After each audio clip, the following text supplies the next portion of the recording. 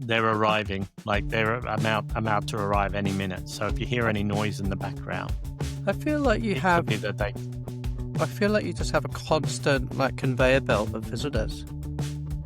Well, that's not for now, Sue. Anyway, welcome to another episode of Tell Me Where I'm Going Wrong, a podcast where two exes who are still really good friends talk about a whole load of topics, including life, politics, love, death, weight medication, And what else? Inability to secure weight medication. Hello. Hello. I'm Josh. Oh. I'm one of the hosts. How are you, Sean? Yeah, I'm doing all right. We really need to work on our opening gambit, don't we? Yeah, I didn't introduce myself, right? No, that's Sean. I'm Josh. I just said welcome.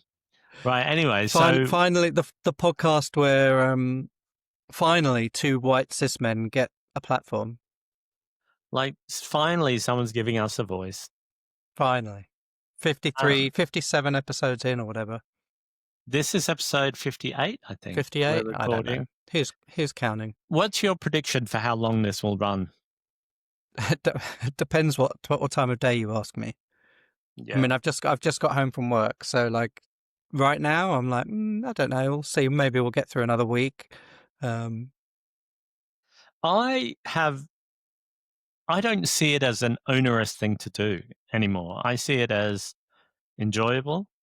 I see it as something that I like. I know that we don't have a ton of listeners, but I mean, of course, I'm grateful for the people that do tune in on whatever platform they're on, but I actually find it an enjoyable thing to do. I think if two people listened, I'd still do it. To me, it's just enjoyable. I enjoy it. I enjoy our chats, and that was one of the founding sort of reasons that we decided to do the podcast, because we liked to have a chat, have a catch up, have a natter, have a put the world to rights. And we decided to just, put that on air because that's what everyone does these days. But I will say that you don't have to do any of the editing on this podcast, and that is quite an onerous task. You wouldn't think it was, but just going through the transcript and correcting any errors, because I'm sure they're using AI to generate the transcript for these episodes. Yeah. And so AI just, I don't know, it doesn't, as we've discussed, it doesn't quite get everything right. So that's quite onerous. And editing on the little reels and stuff like that. But anyway, with one episode, how long would it take you one episode to get it ready to go on YouTube? About an hour to an hour and a half, I would say. Okay. All right. Yeah. So what am I bringing to the table? Well, I don't know. Your huge social media following, perhaps? Well, I am also, I happen usually do a little bit more research, not much research. Yes, your research, your positivity. But I normally do bring anecdotes, a little bit of bad research, and lists, things I like to share with the audience. I bring my Ribena. Have you investigated the? I've not. No, I've not investigated. Well, because I've got the bottle now. I'll finish the bottle and then I'll investigate before I buy any more. It's not something I normally buy, by the way. Okay. It's I can't remember how I got it. I don't think no, someone bought this for me. So anyway. Is it even vegan? Yeah, it's vegan. But has it changed? Like, remember, how a lot of drinks in the UK have had all the sugar taken out of it? Is Ribena just sweeteners now? No, it's a mix now. It's a mixture of both, sugar and I don't know which artificial sweetener, but one of them. Phenylalanine or something, who knows? What does it taste like? Does it still taste the same, or does it taste different because of the sweetness? I think you can, because I can really pick up on those artificial sweeteners, especially like the aspartame family. I can really tell there's just a strange taste, and it does taste to me slightly, very slight. It's not that noticeable. I don't like the flavor or the aftertaste. It's normally, to me, artificial sweeteners, you don't taste them while you're drinking them. It's like after the fact. Yeah, exactly. It's like this weird aftertaste. But I'm trying to steer away from them. I don't know why. I don't know if there's any particular health reasons why I would, but I just don't like the concept of them. Did Dr. Oz tell you? Yeah. So on this podcast, we talk a lot about the latest celebrity deaths, and Mm-hmm. I think the last one we spoke about was Ozzy Osbourne. Yeah. Um, Malcolm Jamal Warner. Warner. Is that his name? So, Yeah. as a little game to make light, even to make more light of people passing away, I wanted to go through and play a game with you called Dead or Alive. And Oh I'm going to no. tell you the name of somebody, and you're going to tell me whether you think they're dead or alive. Is that Okay. problematic? And Well, you know. if you if they died, then you'll have a chance to, if you get it wrong or right, you'll get a chance to redeem yourself by trying to guess the year that they died. Okay, so once I tell you if you're right or wrong, you can then Okay. guess, or if they're still alive, you can try and guess their age. So that's the game. I don't have many. I've got 10. We'll see if we get through a few of them. All right. Okay. First on the list is Chuck Norris. Chuck Do you Norris. know who Chuck Norris is? Like TV producer? People must think that you live on the fucking moon or something, like Labubu, Blackpink. Like, Listen, since learning about Labubu, I've asked a lot of people, and a lot of people have no idea what who are Labubu these is. people? Are they in the room with us People now? of my age and younger, actually. Right. Um, Well, no, wait a minute, Chuck. No, I'm thinking of. Oh, I don't know. But this is very unfair because pop culture is your thing. It's not my okay. thing. But I'm going to you're ask the, you the. the I'm going prob- to ask you the common name. I'm going to give you 5 Latin names of plants and tell me yeah. if you know the common name. It's not. It's Okay. not. It's not fair. But the thing is, these people that I've got on this list are all people from our age group that aren't just famous, they're globally recognized. Look at this dude. You don't recognize him. No, I don't know who that Oh is. my God, please. He is a martial arts actor. Like, he came up around the time of like, or just as Bruce Lee was on the way out with all like martial arts films. He's like really, really one of the big, after Bruce Lee, probably the second most famous martial arts action star in the world. Like, he's huge, like huge in the 70s and 80s. Chuck Okay, Norris. hooray Anyway, for him. Dead. he's alive. Now there you go. Now you get to guess how old he is. 74. 85. This Okay, is next. If you don't know any of these people, I'm going to. Okay, John what's the Goodman. Latin name of the plant to the left of you, behind you? I See, think it's not fair. I think that's a false equivalency because Why? because the name of plants, the Latin name of plants, is not on every TV I had while I was growing up. It wasn't in every magazine or newspaper I read, but Chuck Norris was. So, I don't know uh, if I've ever seen anything of Chuck Norris in it. How would I know? uh, What's it? Anyway, go on. anyway, Continue. Continue this. I said John Goodman. John Goodman is alive. Okay, and how old do you think he is? He would be, I would guess, around 62 or 3. He's 73 years old, and yes, he is alive. 73. Yeah. Wow. Joni, But you know what? I've been compared to John Goodman a couple of in what times. way? I've been told I look like him. I think it was when I was heavier. I was told. I suppose I can see some similarity in like face shape. Maybe I don't know. Yeah, I don't know. possibly. I don't really see it, but I can just I suppose, especially when I was heavier and carrying more weight. I mean, he's lost a lot of weight as well recently. Yes. Um, Have you ever watched that show that he's in, the Mighty Gemstones? no. Do you know what it's The about? only thing I've ever seen him in is Roseanne, The Connors, and then one film that he did, something Cloverfield Lane or something. It was Oh, like yeah. one of those, J.J. Abrams Cloverfield Well, you might series. really like that TV show. It's he plays the head of one of these evangelist preaching families in a mega church in the US. It's like a comedy Ooh, drama series, okay. and What's his name from Workaholics? Adam Devine is Yep. in it as well. He plays one of his sons. It's quite funny and entertaining, but it's on some weird channel like Amazon or something. So I've only seen maybe Mm. about 5 episodes when I had access to somebody's Amazon. Yeah. I think Okay. you would really like it. It's quite funny, and there's a lot of, you know, a little bit Desperate Housewivesies, like drama and intrigue.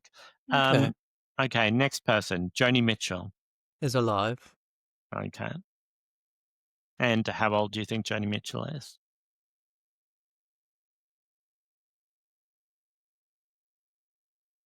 80. Joni Mitchell is 81. You were very close. Hmm. Am I imagining things, or did Joni Mitchell just record a duet with Alanis Morissette, or is it somebody else? Not that I've heard of, but it's possible. I mean, What? I What? know that Alanis and Brandy Carlisle just recently did a couple of songs live together. I don't think they recorded them. And Brandy and Joni are tight, very, very close. Let me have a Um, look. but Um, do you know, Joni Mitchell's an interesting one. I mean, she's a very contentious pop culture person. She's done a lot of very, very sort of said a lot of very problematic things. She's used really? I've blackface. not heard. She's used blackface before. Um, and yeah, I mean, I love her music. I mean, not all of it, but she's Yeah, got some songs which are just spectacular, and vocally she's unmatched. But I yeah, didn't know that she's about her. yeah, Actually, I got yeah. it all wrong. Alanis has a single out it came out this month with Carly Simon. Oh right, But I okay, think it's a cover of a Carly Simon song. okay. It's called Coming Around Again. Do you know that Carly Simon song? Anyway, we'll have to. Okay, Not that I'm I going to know. say somebody now who I know you definitely know. Well, you say that Bobby Brown. is still alive. Yeah. How old do you Yeah. think he is? Uh, uh, I would have thought he was s- older than this. 66? 56. 56. Like, Wow. he's only a Okay. little bit older than me. Like, I Yeah. would have thought he was older than that. Yeah, me Okay. too. If you probably know this person, but I might have to explain him to you. Terence Stamp. I know who Terence Stamp is, Oh, okay. and I know that he's dead. Okay. Yeah. When do you think he died? Because I killed him. Do you want to explain to people who Terence Stamp is? Terence Stamp was well, I don't know what his nationality was. American? No, Australian. No, isn't he English. English? English. Yeah. English. Yeah, Yeah. English. English actor. I'm trying to think what I know him from. I mean, obviously Priscilla, Queen of the Hmm. Desert. Yep. I know I've seen him in other things. I'm Well, trying I don't to. know if you saw this film, but I saw that. I've seen it a couple of times now. That Edgar Wright film, Last Night in Soho. No, do you know what? Actually, I was thinking about that the other week because I Yeah. was asking people at work for film recommendations, Yeah. and no one recommended that. But I did think, oh, I never actually got around because I'll tell you why. I was in the shower and I suddenly started singing out of the blue that Charlotte Hatherley song. Um, what is it called? Bastardo? Uh-huh. Was that what it's called? Yeah. And I just started singing the song. I'm like, God, I haven't heard that for ages. I looked on Spotify and it wasn't there. It's not. I don't think that first album of hers is on Okay. Spotify, which is a real shame because it's a great album. And so I went onto YouTube so I could listen to it, and I saw the video, which of course was directed by Edgar Wright. The video stars David Walliams and what's his name from Shaun of the Dead. Who's the main actor in Shaun of the Dead? Oh, I can't Oh, remember his name. the guy with the red hair. Simon Pegg. Simon Pegg. Simon Pegg. Yeah, Yeah. yeah. And who else was in the video? Lauren Laverne. I can't Um, remember that video. it's a really good video actually, and it's a great song. And anyway, I was thinking, oh God, that reminds me, I never got to see that Edgar Wright film Last Night in Soho. We should at some point tell the story about Oh, yeah. our adventures with Charlotte and Edgar, Anyway, but some that's other another. things you probably know Terence Stamp in. Oh yeah. He was in Superman. Remember he played the evil. Oh, of course, yeah. We were talking about Lex Superman Luthor. last.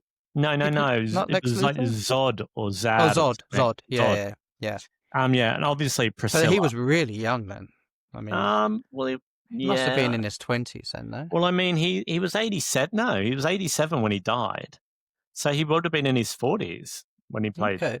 Because Really? Superman. Oh well, it was 1978. I So can't do the maths. okay, he was born in 1938. So yeah, 40. He was 40 when he was in that movie. Oh, wow. Okay. But he was in Star Wars Episode 1, The Phantom Menace. What was he in that? Uh, oh, I don't know. I don't know. I don't know that those newer films very well. But that Last Night in Soho, an interesting tidbit here. I mean, it's such a good film. You should watch it. That was his final film. Okay. That was his last film role. And also, do you know Diana Rigg? Yeah. Yeah, that she was in it, and that was her final film role as well. Is And she there was she died, didn't she? She did. yes, Yeah. and there's another person who's in the film as well who plays a barmaid, and she's a famous actor. I can't remember her name now, but it was her final film role, and she's dead as well. And I'm like, imagine The being Edgar Curse. Wright, like making that film, and he's obviously cast those people because they're some of his favorite British actors, Yeah. and they're the last. Um, what about Richard Attenborough? Do you think he's dead or alive? I had to really think I about this one. I can't think who he is. Richard Attenborough? Richard Attenborough. You don't know who Richard Attenborough is? Okay, now I think you're just making fun of me. Listen, Not I feel knowing. very attacked because I think this is a neurodivergence thing as well. I don't think it's fair. I struggle with names and faces, and I don't think it's fair for me to be ridiculed. Um, Okay, Richard Richard Attenborough Attenborough, English actor, film director, and producer. He was in. I mean, was been in movies since the 40s. was he married Uh, to Elizabeth Taylor? no, Who am I but thinking of? Richard. um, he did all of those like wildlife. Oh no, that's David Attenborough. Are they Oh, related? see, there you No, but go. I'm just thinking, are they related? I have no idea because I don't know who Okay, Richard Attenborough is. Richard Attenborough, um you are a fan of one of the movies that he was in the 90s. He was in Jurassic Park. Who was he? The old dude who runs the park. Oh, the Scottish guy. Is he Scottish? Well, he was in the film. I don't know if he was in real life. Oh, Um, yeah. Okay, him. you know him. He's like one of the most famous English actors of all time. Like, I wouldn't say that, but you don't think so? no, I I mean, don't. he was in like really famous things. Like, Just because you've got a British passport now, Sue, no, you're well, I not knew him when I was a kid in Australia. I knew who he was. okay. Um, but But anyway, what else would I know him from? Apart oh, from like, Jurassic Park? well, Shitstorm. I suppose lots of other like old timey films and stuff. But maybe you didn't watch a lot of those sorts of things, like No. like movies with Steve McQueen and stuff. So I don't know. Maybe you didn't know them. Okay, well, here's one that I know you do know. How Oh, many more actually, are there? well, as How many as you I can thought you said stand. you only had 5. No, I said I had 10.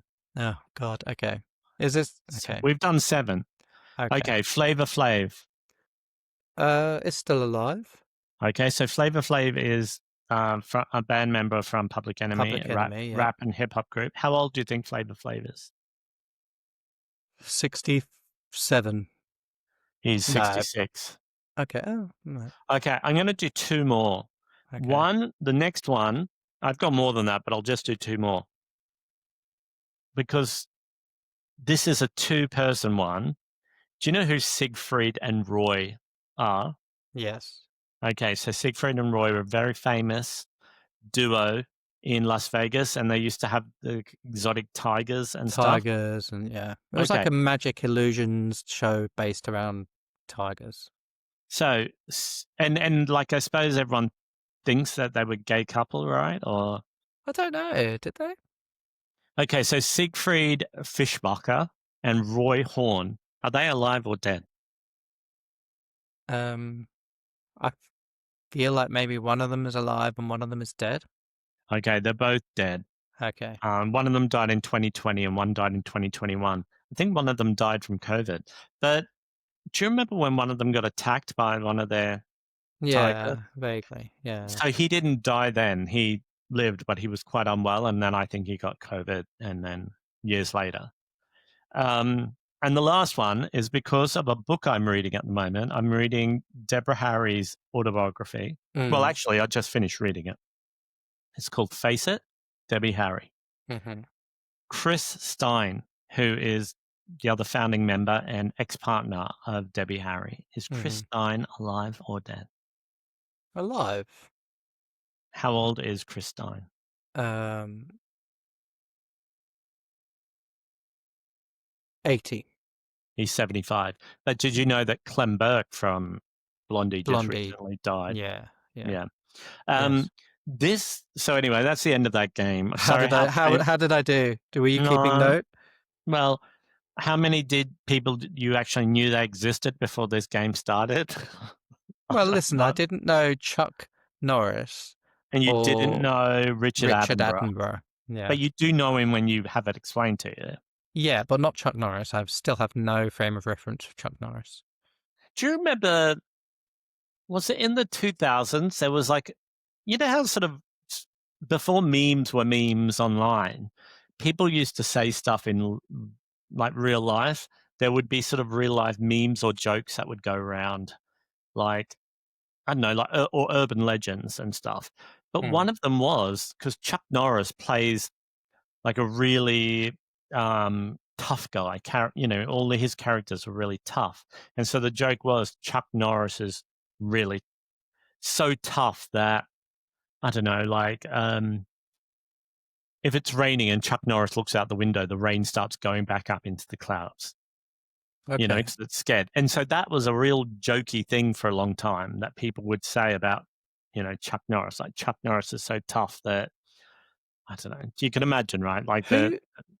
Okay, who am I thinking of? Because when you said Chuck Norris, my first thought was that he appeared in the credit of Friends. So who's got a similar name that was involved, like well, behind now the you're scenes with getting yourself very confused because you're thinking of Two and a Half Men and you're thinking of Chuck Lorre. Chuck Lorre? That's okay. Well, I don't think he I was was halfway anything to there. do with Nothing to do anything to with do with Friends. Friends. Okay. Um, Yeah, that's who I'm thinking of, Chuck Lorre. So I was but halfway. Chuck Norris had a really, really famous TV show that I know that you'll remember the name of, Walker, Texas Ranger. Oh, yeah, I've heard of it. And he was like a cowboy detective or cop or tough guy or whatever. And do Okay. you remember when we used to go and watch the rugby league and we were fans of Chris Walker? Yeah. People used to yell out at him, Walker, Texas Oh, Ranger. Texas Ranger. Yeah. Yeah. Yeah. Yeah. So anyway, I don't know if that was super painful for people in that game.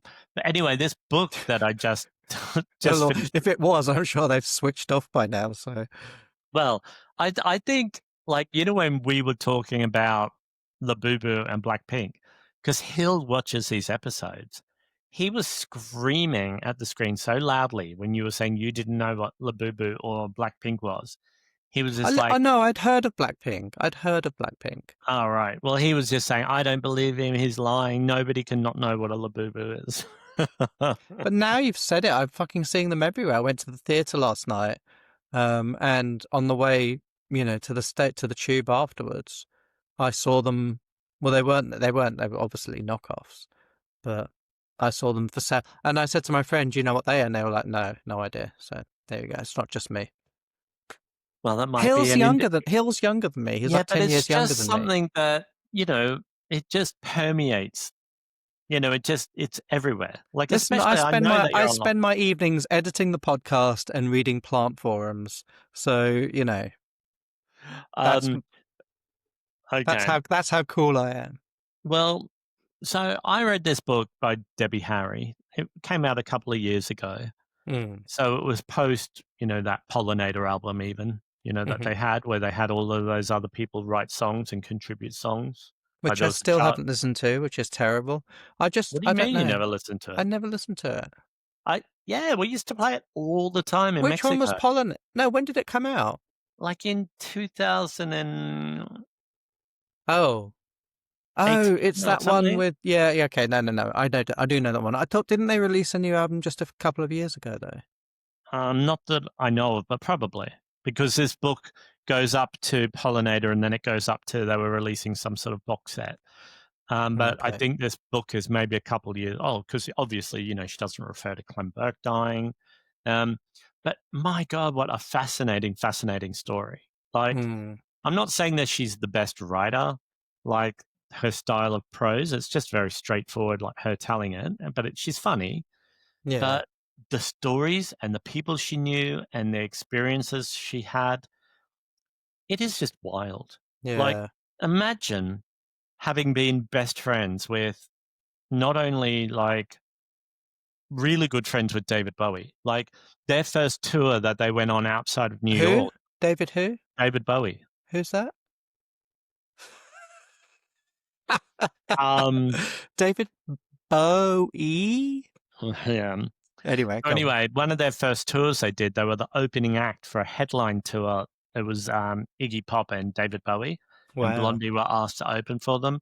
And because they're a little bit before our time as adults, you know what I mean? Like they were really big before we were born. Mhm. Obviously, they came back and had other massive hits, but that first wave of Blondie's success, they Mm. were so huge. Like Yeah. they had massive, massive hit songs, and they sold like 40 million records or something. They were like massive and really Am I groundbreaking. am I misremembering this, or wasn't Rapture the first ever rap song to go to number one in Yeah, the US that's charts? that's correct. Yeah. That's correct. And Jean-Michel Basquiat, the famous artist, was in that music video. Oh, right, yep. Yep. And um, so they were friends with Jean-Michel Basquiat before he was famous. So they were Mm, all artists and musicians and everything in New York. And her and Chris Stein were a couple for a long time, maybe about 17 years, almost 2 decades. mm. They bought the first piece of art that Jean-Michel ever sold. So they Wow. bought it for like $300 or something from him. And she was really very close friends with Andy Warhol. Okay. She hung out with, I mean, it is just like everyone, New York Dolls, the Ramones, like anyone you could imagine, Joan Jett, everybody who at one point sort of gravitated to New York, they hung out with Mm, and were friends with. And it's so fascinating to me that people live that way so creatively and so purely driven by the creative process. They mm. weren't trying to get famous to get rich.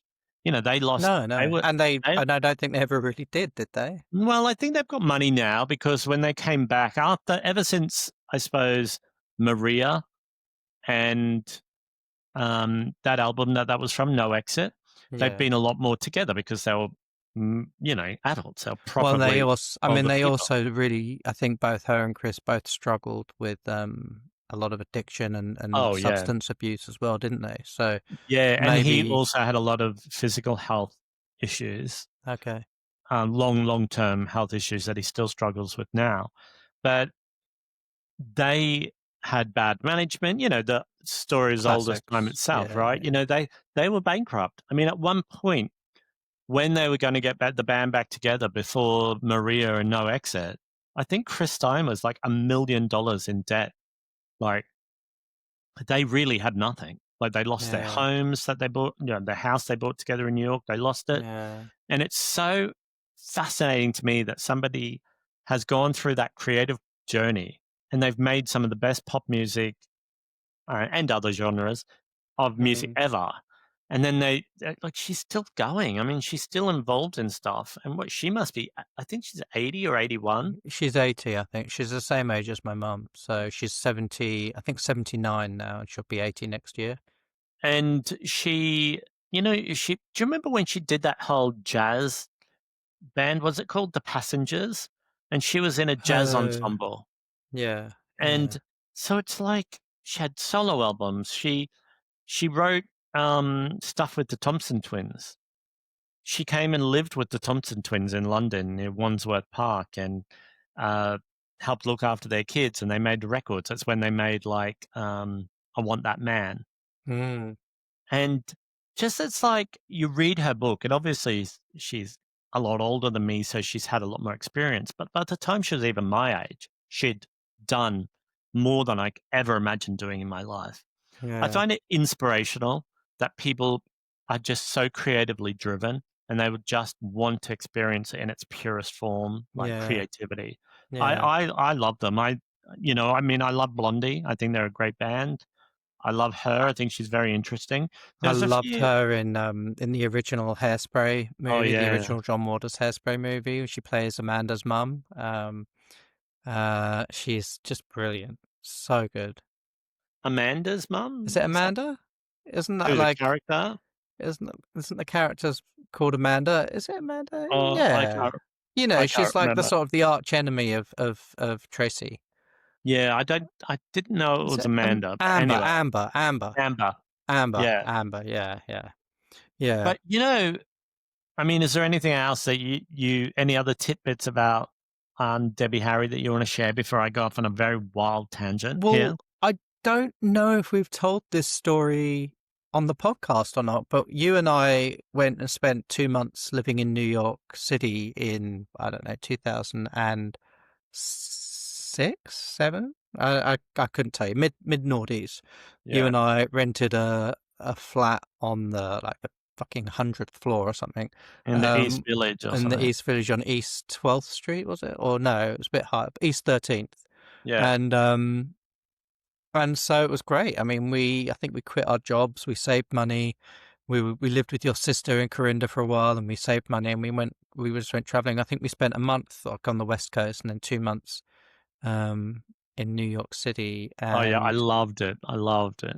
it was great. You know, like it was so much fun. New York's such a great place to be, even though even by the mid noughties it was already a lot more sanitized than it had been Mhm. in the 80s and 90s, because obviously you and I grew up absorbing so much culture that had come out of the New York scene in the 80s and had But read and heard. could you imagine what it would have been like in the 70s Oh my God. or the late 60s when Debbie got there? Like, Yeah. imagine what New York Yeah. would have Where been was like. she? She was New Jersey, or where's she I from? I think think she was so. like Yeah, rural from New New Jersey, not Jersey. rural, but like not Yeah, well, close to New York a City. town. Yeah. Yeah. Well, I think it was driving distance. Like she would often go into New York Oh, okay.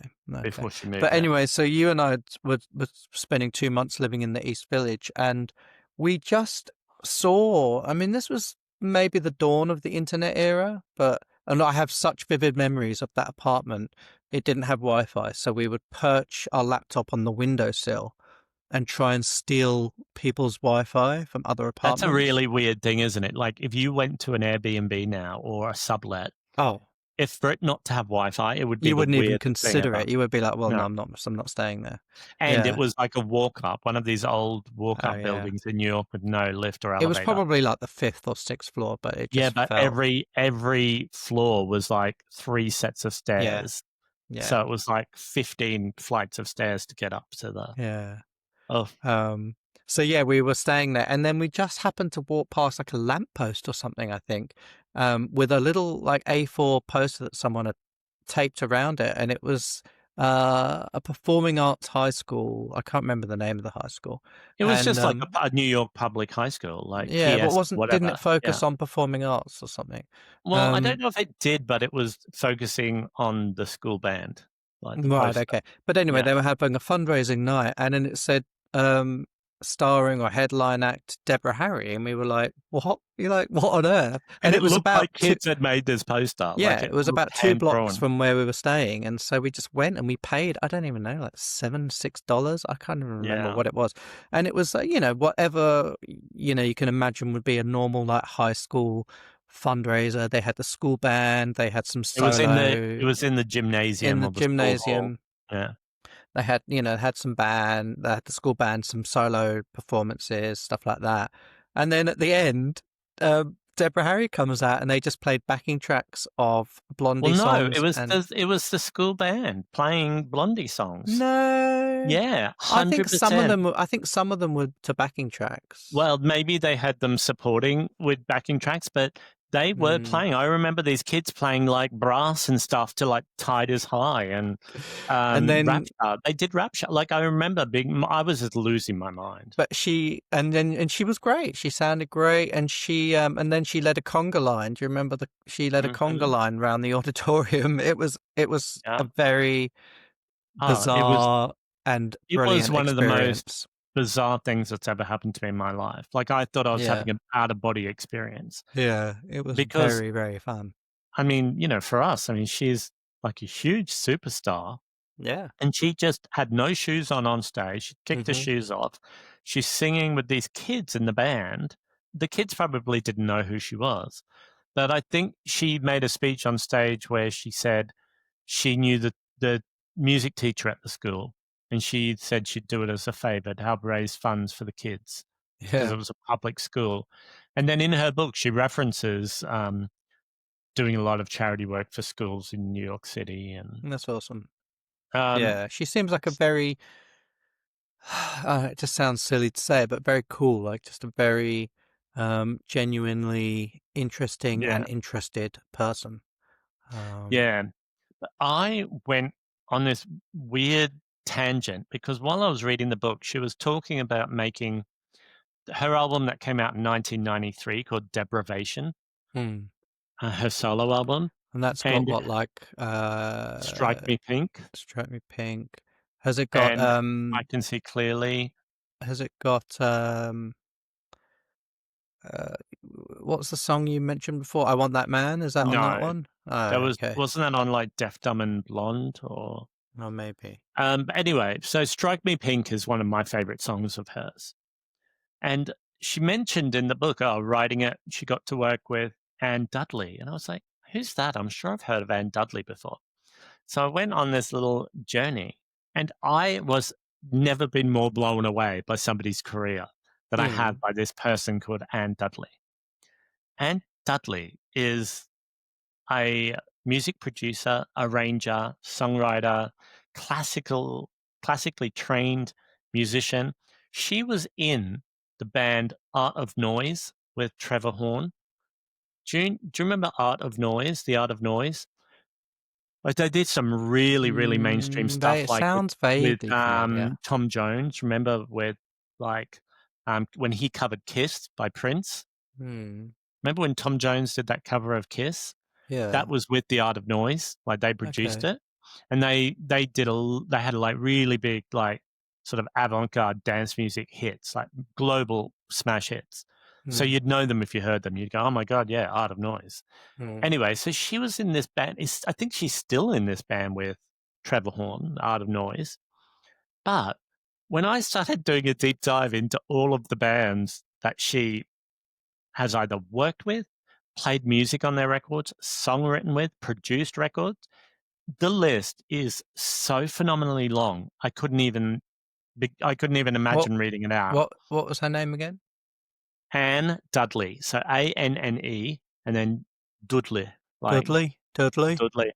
Yeah. Anyway, one of the ones that I was tickled by, obviously, Apologies to the West Midlands listeners, viewers. That was a terrible yeah. impression of a Dudley accent.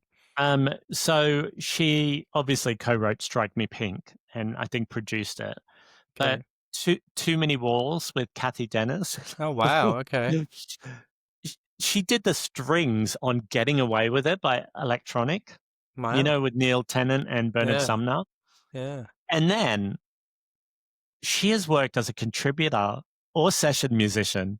Now, believe me, this is a truncated list of just a few that I just want to tell you some of these people. Mm. ABC, and some of them tie into our previous discussions on here. So, was it Helen who was saying she was an AHA Yeah. fan in the Yeah. comments? Okay, Anne Dudley did the string scores for Hunting High and Low Wow. by AHA. She's worked with Rick Astley, Bewitched, Cher, Petulia Clark. She did the string arrangements on the Rattlesnakes album by Lloyd Cole and the Commotions. Wow. So Kathy Dennis, Frankie Goes to Hollywood, Elton John, Annie Lennox, Let Loose, Paul McCartney. She did Buffalo Gals with Malcolm McLaren. George Michael, Careless Whisper. Liza Minnelli, she worked on that entire Results album, you know, the one with the Pet Shop Oh, Boys, right. Yeah, yeah. like Losing My Mind, all of that. Yeah. The Moody Blues, Pet Shop Boys, 3 different albums with the Pet Shop Boys. S Club 7, Pulp, Rod Stewart, Travis, Tina Turner. She worked on the Wildest Dreams album. What's that noise? It sounds like I you're having don't, an n- I asthma don't, spray. I don't know. I was just wondering what it's like a sort of clicking Um, sound, but I don't know where it's she, coming from in my room. she worked on Wham, like Everything She Wants and Young Guns. She Yeah. worked with Robbie Williams, Will Young. Do you know Leave Right Now? Do you remember that Will Young song? That I know was it a very real well. hit. My friend Stuart and I are currently working on a cover of it. Yeah, well, she was involved in the making of that. Wow. She also won an Academy Award for the score that she did for the Full Monty. She Okay. has won so many Was awards. she? Where was she? Was she British, Yeah, she's American? from Kent. And Okay. she was awarded an Ivor Novello Outstanding Contribution to British Music. Wow. Like, if you even look at just the film score she's done, your mind would be blown. Then if you look at the list of pop music that she's worked on, not only like the songs that she's co-written is wild, the songs that she's produced, then the songs that she's contributed music to or written string arrangements for. It is the wildest, most prolific career I think of anyone I've seen. Maybe, And maybe is she alive or dead, Sue? she's alive and Oh. kicking and writing music, and she and then this is I'm telling you stuff that I think that you might know of or be adjacent to in your interest. She has Right. done so much classical work and has won so many classical awards as well. So she's gone from everything from like these avant-garde, you know, dance music, groundbreaking dance music stuff with like the Art of Noise to like the most mainstream pop music like S Club 7 and Will Young and then like cool stuff like electronic and Pet Shop Boys. And then Wow. like Oscar winning movie scores. I mean, I have never been so shocked by somebody's musical contributions. I would say that Did she ever work with Prince? I not that I can see anywhere, but I would say that Prince would probably be as talented, but I don't think even Prince did this amount of wide-ranging, you know, contributions to Hmm. music. You Okay. know, when you think can you think of anybody else that you know of in your life that has done that such a broad range of musical accomplishments or contributions? Like, who else could you think of?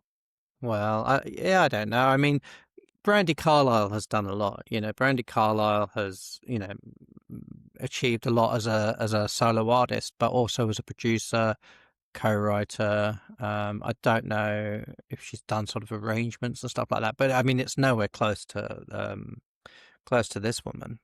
Yeah. I'm just Mm. I'm amazed And by it. Like, Kathy Dennis actually has also done an incredible yeah. amount of work behind the scenes. She had her own solo career, but again, has done an incredible amount of work with other artists. Well, Um, she wrote for she Kylie. wrote Kylie, S Club 7,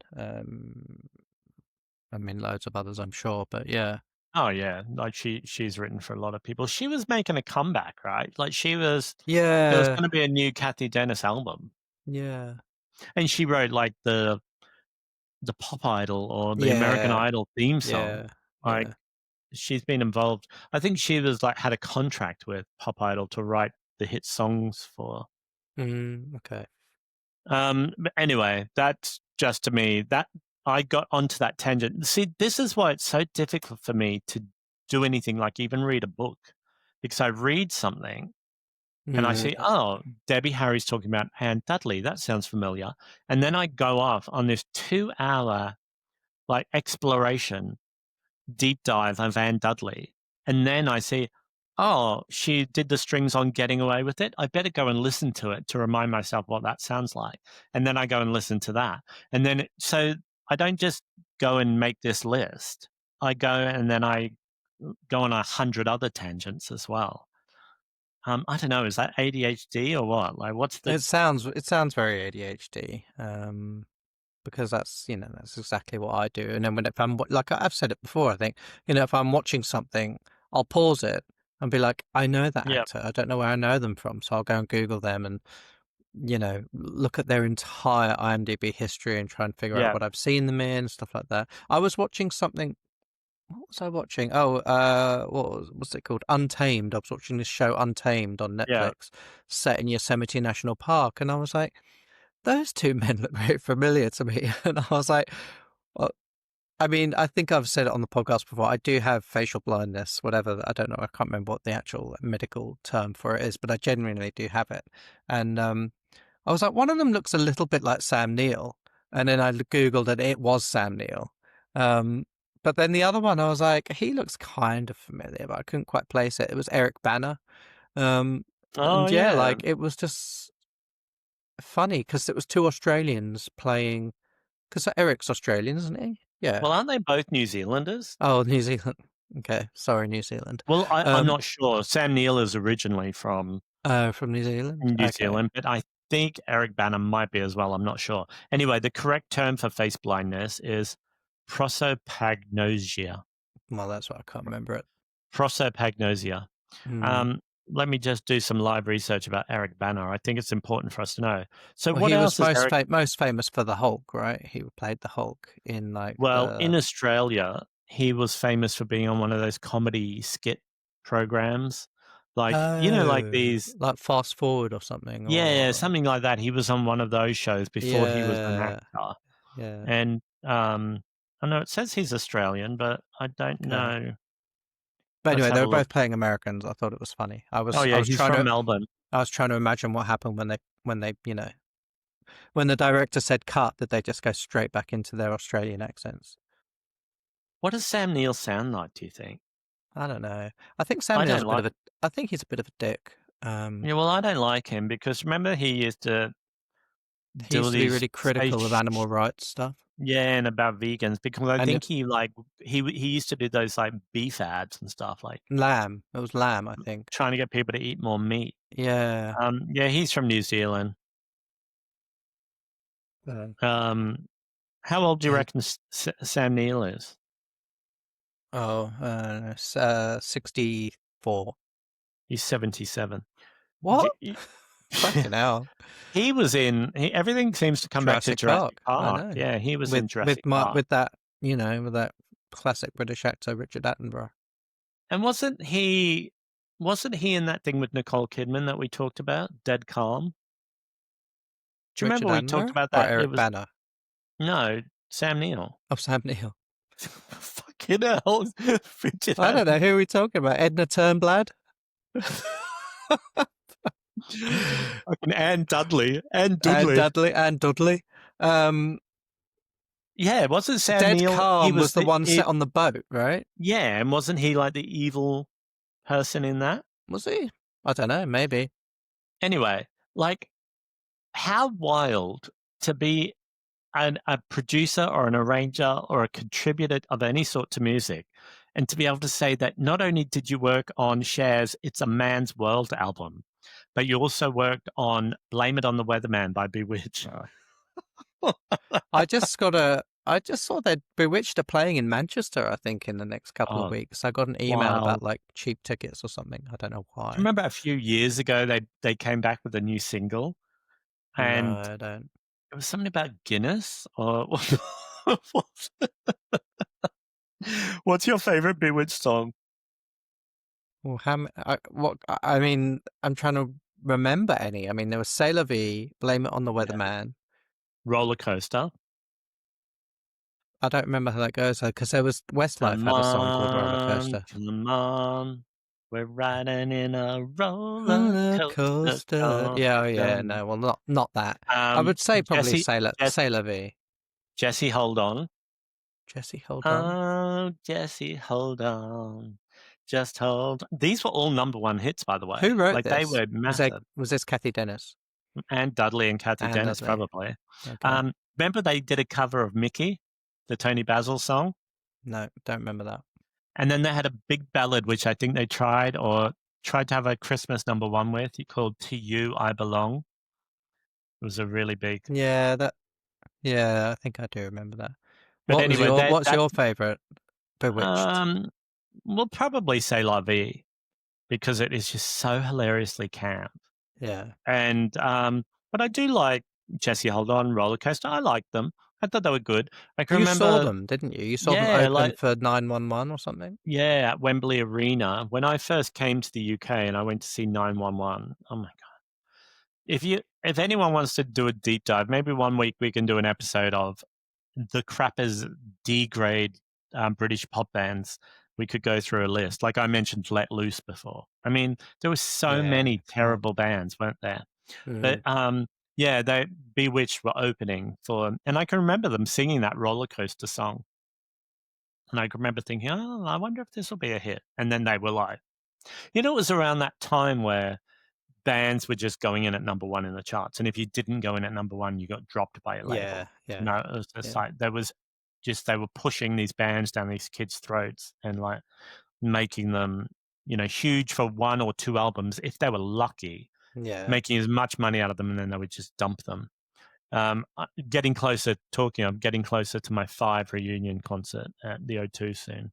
When is that? Um, it's probably in December or November sometime, maybe November. Uh, and of course the Gaga concert as well in Paris. We Um, can't start the Gaga hysteria just yet. oh, I'm so excited. I'm so excited. Oh, remind me to tell you in Paris when we go to see Gaga, there's a new Japanese vegan restaurant apparently that's opened in Paris that I think we should try and check out. But I can't Okay. remember the name of it. I should write it down. And isn't Maybe that can there be. What's that? maybe what? I was going to say maybe that could be another episode. Is some of talking about restaurants. Oh, yeah, we could talk about our favorite overseas vegan dining. I mean, because when we were talking just before about staying in New York for 2 months, I was immediately thinking of Red Bamboo and Atlas Cafe, neither of which were actually vegan, but had lots of vegan food. Well, that brings me to another one of our topics. I am not, since I've been on Manjaro, which we talk about a lot on the podcast, Mm. I don't eat as much, obviously, and I've not lost interest in food, but I don't see the point in going to a restaurant and paying, I don't know, £14 for a main and Mm. then eating half of it. Yeah, And then I just, like Hill and I went to an Indian restaurant in Greenwich. It's like a vegetarian Indian restaurant. And you have to order your rice separately. So he ordered rice, I ordered rice, and then I ordered a curry, he ordered a curry. It was £33. yeah, It was so spicy that I ate about a spoon of rice and a spoon of curry, and he had to really. eat everything else. And so obviously No. he's put on weight as well since I've been on Manjaro because I don't eat anything and he Mm. doesn't want to waste the food. But um, so that And I'm gets sure me, he'd be really happy about you talking about his weight gain on the podcast. well, you know how it is. Um, do you have anything to say about the impending Manjaro price hikes? I'm in denial about it. So, Uh, for those of you not yeah, aware, tell for those of you who what's that Latoya? For those of oh, the you those of you who who didn't believe, roll up your don't sleeves. believe, roll up your sleeves. Because if you're hanging, cool, and if you're not, then leave. Because Latoya is throwing down with her new sound in full effect. So give me some respect, or you're about to get checked. Kick it up, boys. It's time to come correct.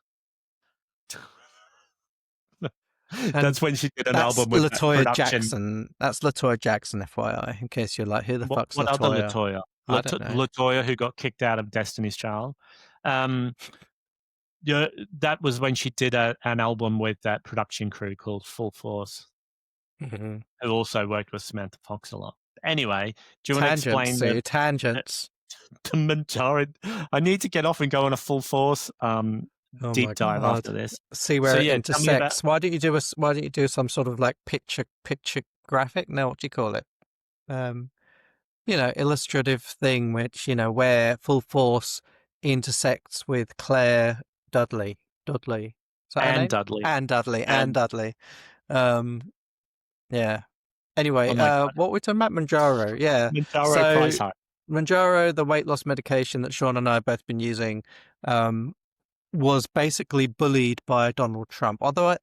Do you know what? I don't know how much bullying needed to be done, but Donald Trump No, basically said they needed to put their prices up to well, make it he more. didn't say that. Well, he He said he that. Go on. sorry, he wrote to 17 huge drug companies and said that they weren't allowed to charge US consumers more money than other Other areas regions. in the regions. So he said, if you continue doing this practice, I'm going to give 200% tariffs or some shit. You know how he's going on about tariffs all the time. Hmm. So this company that makes Manjaro, what are they Eli called? Lilly. Eli Lilly. Instead of going, okay, well, we'll bring the US prices down to match the UK, they've decided to put the UK prices up to match the US. It is the most diabolical and clear cut version of rorting consumers for um, life saving medication that I've ever seen. It's just ridiculous.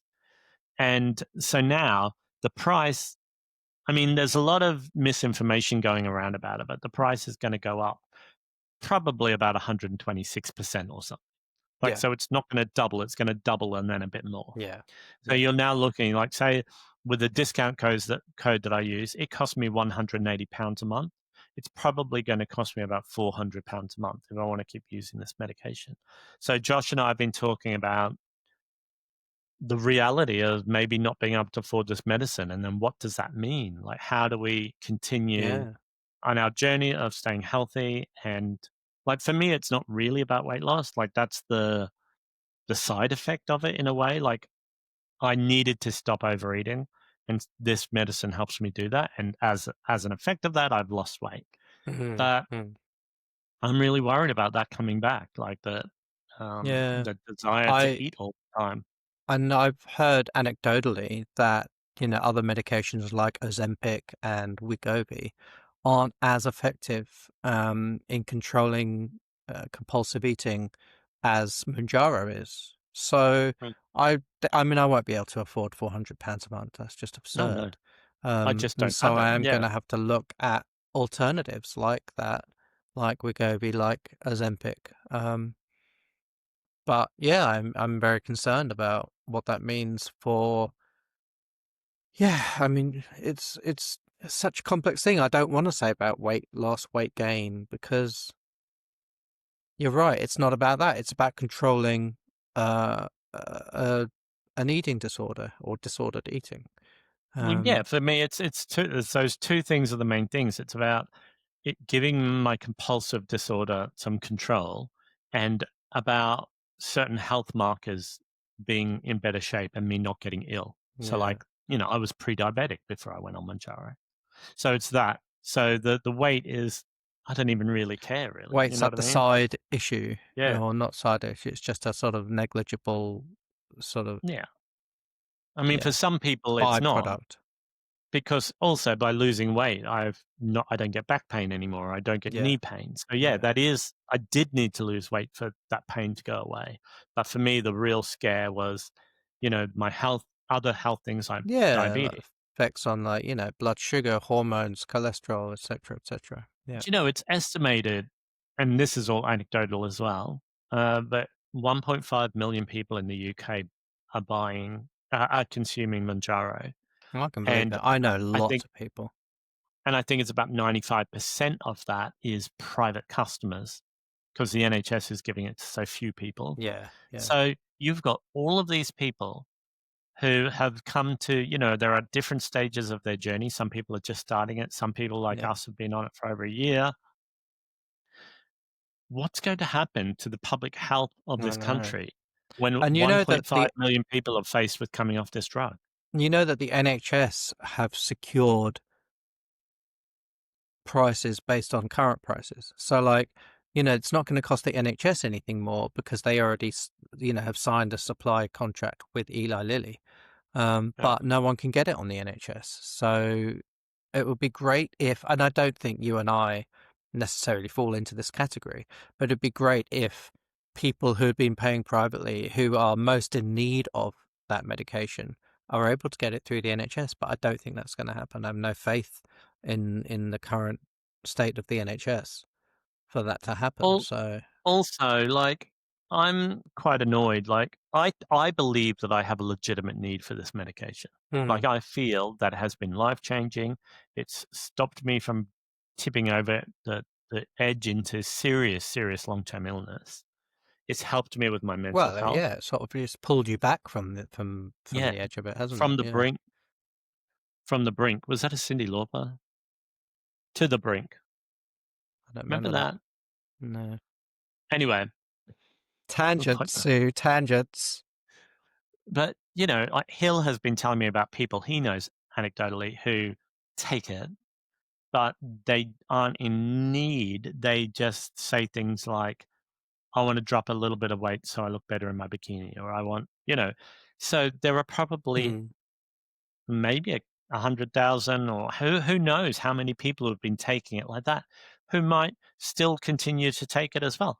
I I don't think that this drug company will lose as many customers as I initially thought, because people, this drug has been so life changing for people like Mm. me that I think people will find a way. It's like giving someone their first few hits of crack for cheap or free Yeah, and then and getting them suddenly hooked on it. doubling the price. Yeah. Yeah, like, I have become dependent. My well-being has become dependent on this drug.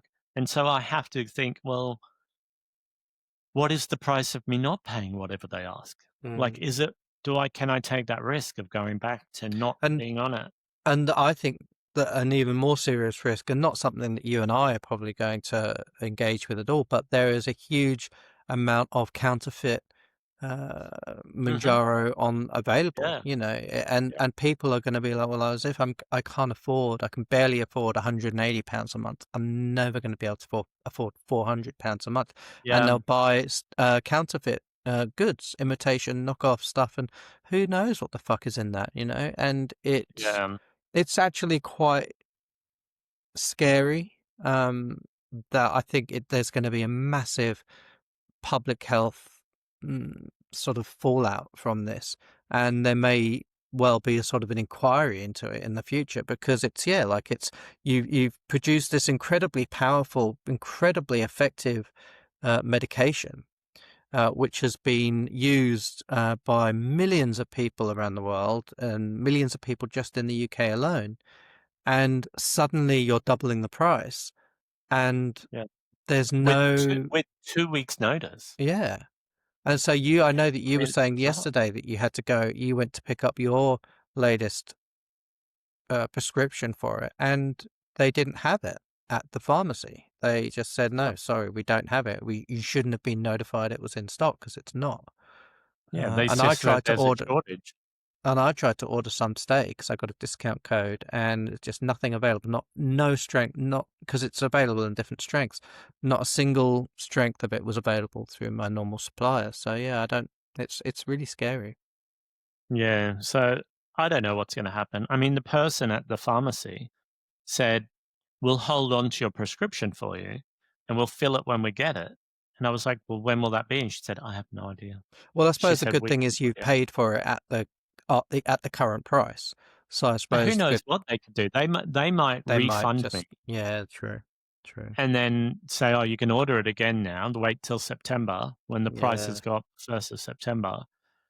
But anyway, yeah, I'm extremely, um, annoyed. Like, I think it's really infuriating. I think it just shows the greed. It can't really, like, imagine how much money that company has made from this drug in the last 3 years. hmm. I mean, it must be Oh, a trillion yeah, a trillion dollars or oh, something. yeah. They would just be So like, you could, yeah, I don't know, you could justify high prices of drugs initially because they have to pay for the research and the yeah. production and the testing, everything. But they must have really gone past recouping their money by now. Oh, I'm sure. I'm sure. And they're developing new drugs as well. I mean, they are developing a tablet form of this drug, which they say is going to be cheaper because it will be shelf stable, it won't require refrigeration, etc., and it's just cheaper to produce tablets than it is to produce the quick pens. But I don't know, I don't it's think it'll be big cheaper. I think it'll come out at the same price of what we're paying now, now, and we'll maybe, feel yeah, like yeah. we'll So this think will it's be. cheap because it's not 400, it's And 200. they were okay. Say they were, if we give them credit and say they were bullied by Donald Trump, well, they could have done something halfway. They could have said, okay, we'll put the UK prices up 50% and we'll bring the US prices down 50% to make it a bit more equal.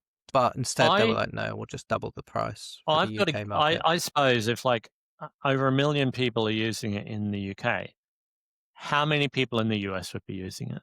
Like, it must be Oh, 20,000,000 people or something. yeah, it would be a huge So amount. they've just seen it as too big a market to risk even not capitulating to him totally. They've just gone, Yeah. "Look, if we lose half of our UK audience, this is worth holding on to the US market."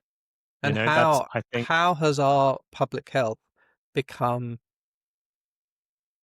in the control of profit-driven companies? It's just And the ludicrous, US, isn't and it? being dictated by the US Yeah, administration. fucking Right. ludicrous.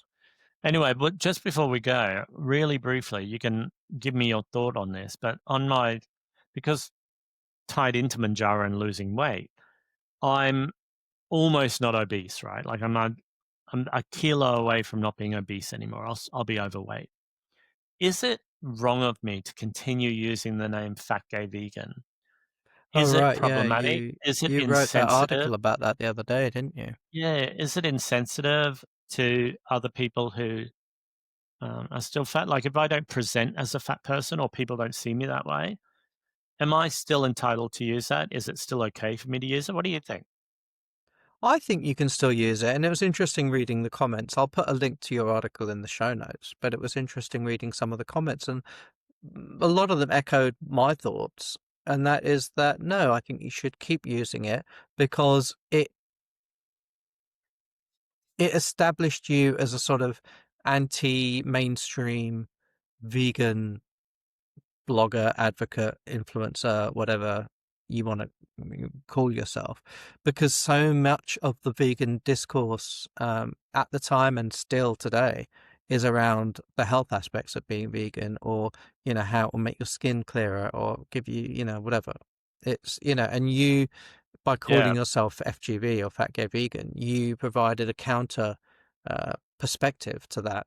And I think you still provide that. So no matter what size or shape your body is, I think it still embodies um, that attitude or that line of thinking. yeah. That it's kind of countercultural. It's critical of mainstream discourse and ideologies around veganism. So I think you should still use it.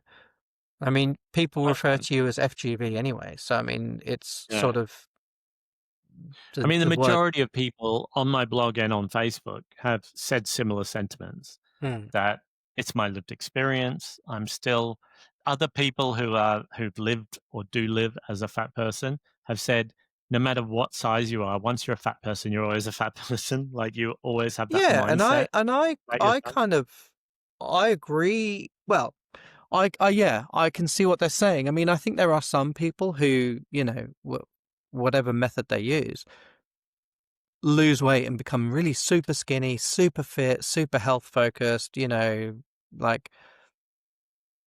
like runners or whatever, and then that to me is just like, if someone was like that and they were still calling themselves something with fat in the title, that would be a bit weird. That would be a bit Yeah, problematic. like, if But I'd, you're never going to be that, That's well, one comment that was a bit weird to me was somebody said, well, you can keep it because you never know, you might become big again. Like, your body might especially change and you might put the especially weight now back on. Manjaro putting their prices up. But that's a weird thing to say to somebody, isn't it? Yeah. But yeah, anyway, I just thought as we were ending the show, I'd Well, just get your thought on our that. But listeners, viewers, they can let us know in the comments here on the sound off pod. below, is fat gay vegan irresponsible? Um, You could be But FKA FGB. FKA Yeah. Twigs. Or the I TBFKA FGB. You know how when like Prince changed his name, he was like uh, the artist formerly known as Prince, like Tav yeah, Cap. Is that Tav Cap? Yeah. The artist formerly yeah. known as Prince. You'd be like the blogger formerly known as Fat Gay Vegan. Well, the fat gay vegan the vegan formerly known as fat gay vegan. The the But slightly less the less fat vegan formerly known as Fat Gay Vegan. but the name of that blog post, the title of the blog post, I wrote "Fabulous Gay Vegan" Oh because that yeah. has been a joke. Some people have said to me that, "Oh, don't change the FGV, just change it to like Fab Gay Vegan or Right. Fabulous Gay Vegan." That's a bit shit, isn't it? Yeah, it's a Like bit shit. Fabulous Gay Vegan. Right, we should wrap up. So let me just do a reminder that we have on 31st of August, we have the third anniversary of the London queer open mic happening at the Cock Tavern in Kennington. And you can see we've had these lovely posters made up, which I'm going to be going around and putting up all over town, featuring yours truly.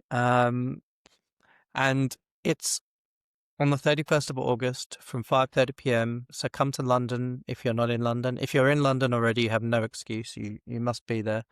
Yeah, we're going to Come. have cake and prizes and a raffle. We've got some awesome prizes. So Sean and I are going to be posting some of that content on social media in the coming weeks. So you can find out more at Josh and the Jump Starts on Instagram. It's only a week away. A week and 3 days. But by the time Okay. this episode comes out, it will be less than a week. Yeah. So come along. What about you? Where can people find you, Sean? You can find me at fatgayvegan.com. You can find me on Instagram or TikTok or any other social media platform as Fat Gay Vegan. And I don't know anything else. I think that's it. I think that's it. Uh, We'll put links in the show notes. yeah. Read about my dilemma of my name, and I don't know. I mean, I don't know. It's what do you know what I had to do when I posted that? I had to say I only want the opinion of fat or formerly fat people.